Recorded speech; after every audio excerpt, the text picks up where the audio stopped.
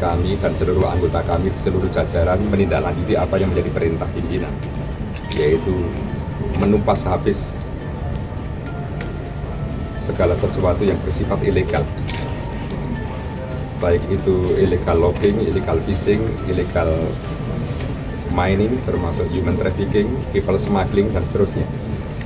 Menjadi atensi dari Bapak Presiden dan juga pastinya kementerian lembaga menindaklanjuti hal ini. Oleh karenanya sudah saya perintahkan seluruh jajaran untuk menertibkan, bahkan untuk menindak secara tegas sesuatu usaha-usaha yang bersifat ilegal. Satu di antaranya adalah illegal mining. Tentunya dalam hal ini kita tidak akan berharap terjadi lagi.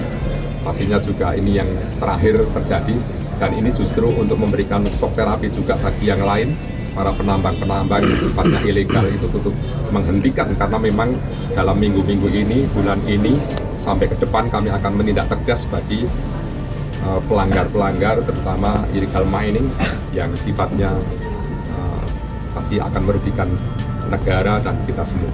Mbak Indira dari Direktur LBH Padang, Mbak Indira, makasih waktunya sekali lagi untuk fakta. Baik, Mbak Indira, belakangan ini ramai sekali dibahas berkaitan dengan keterlibatan aparat ya. Diduga keterlibatan aparat dalam praktik tambang, khususnya di wilayah Solok Selatan. Nah, ini dari LBH sendiri menyorotnya seperti apa, Mbak Indira? Ya, memang ini bukan suatu hal yang buat kita kaget. Pertama, karena itu memang berdasarkan hasil investigasi kita di yang lalu-lalu, wilayah Solok Selatan itu termasuk menurut kami di LBH ya satu wilayah yang memang aktivitas tambang ilegalnya ataupun illegal loggingnya itu masif ya. Jadi memang di Solok Selatan banyak spot-spot yang kita tahu itu banyak tambang ilegal. Rata-rata itu ada di dalam hutan ataupun daerah aliran sungai, dan kami yakin bahwa nggak mungkin itu nggak diketahui polisi, tetapi tambang itu selalu hidup, selalu beraktivitas, dan banyak putaran uang yang beredar di situ.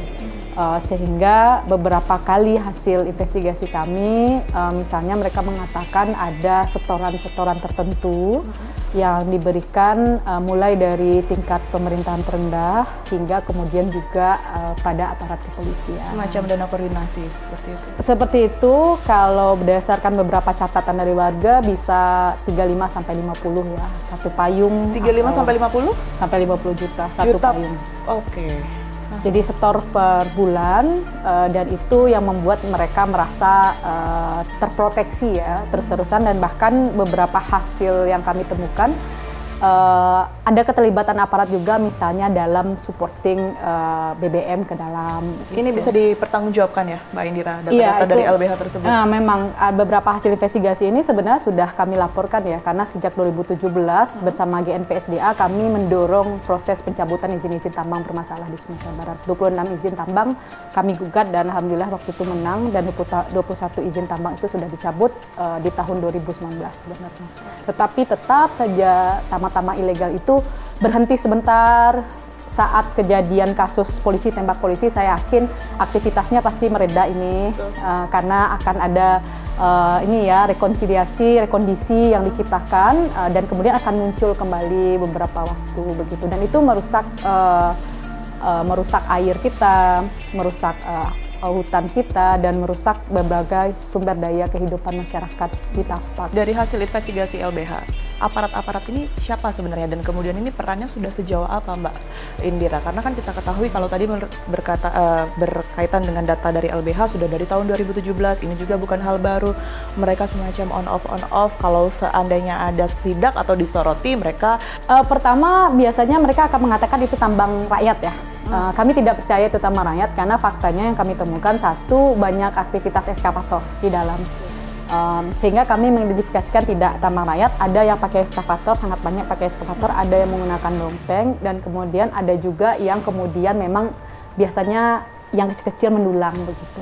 Memang ada serata-serata di situ begitu. Tetapi yang kami lihat bahwa ini situasinya kami perhatikan memang kolaborasi begitu. Kami tidak percaya misalnya hanya rakyat saja membuat lubang-lubang sedalam itu begitu, karena sumber daya yang diberikan itu sangat banyak ya, termasuk eskavator kan satu hari saja berapa sewa eskavator, kan nggak murah ya. Paling rakyatnya dapat yang ngedulang kecil-kecil itu Mbak, dan beberapa sih ibu-ibu juga yang kami lihat ya. Dan di spot di Solo Selatan itu banyak spot tempat mereka, terutama beberapa hulu ya, hulu das Batanghari, dan itu sampai ke daerah Damas Raya dan kemudian juga lanjut ke Jambi begitu. Jadi ramai sekali wilayah edaran sungai itu penuh dengan aktivitas tambang ilegal, dan itu yang selalu diangkat ya. Dan ini hanya momentum saja. Polisi tembak polisi itu hanya momentum karena ada situasi gesekan begitu internal, dan hal ini kemudian menguak kembali masalah tambang-tambang ilegal di Sumatera Barat. Tapi pertanyaannya, kenapa? Siapa pembackingnya? Kalau misalnya tidak ada orang yang membacking, lalu kenapa dia selalu hidup begitu? Baik. Nah, kemarin kami sempat turun ke lapangan Mbak Indira, dan kemudian ini menemui adanya keluhan-keluhan warga yang memang sih bukan di tambang yang kemudian mengandung emas, tapi hanya di galian C begitu. Mereka hanya mendapatkan semacam pasir dan juga batu setiap harinya, dan mereka mengeluhkan kenapa sih kok ini tidak dilegalkan saja. Toh juga kalau misalnya mereka berada di sekitaran aliran sungai, dampaknya tidak akan sebesar mereka yang menggali emas begitu ya. Mungkin tidak. Apa yang kemudian diinginkan oleh masyarakat sekitar, karena mereka juga diketahui menggantungkan kehidupan mereka pada penambangan tersebut ya, ini kemudian bisa dilegalkan begitu, atau bahasa mereka dirapihkan.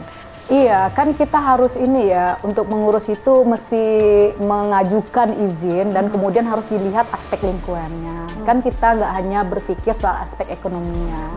Memang tidak saya pungkiri ya, di beberapa masyarakat di Solo Selatan, kita juga punya budaya sebenarnya untuk menambang itu, tapi skalanya dulu kecil dengan cara mendulang dan tidak dengan skala yang besar, dan mereka tetap bertani gitu. Jadi memang ada sejarah itu di Sumatera Barat, terutama Solo Selatan. Tapi dulu itu nggak pakai raksa. Sekarang kita tuh pakai raksa. Dan aliran sungai itu penuh dengan raksa-raksa yang kemudian akan tertumpuk di suatu tempat yang dia akan meracuni, dan sepanjang aliran sungai itu akan diracuni.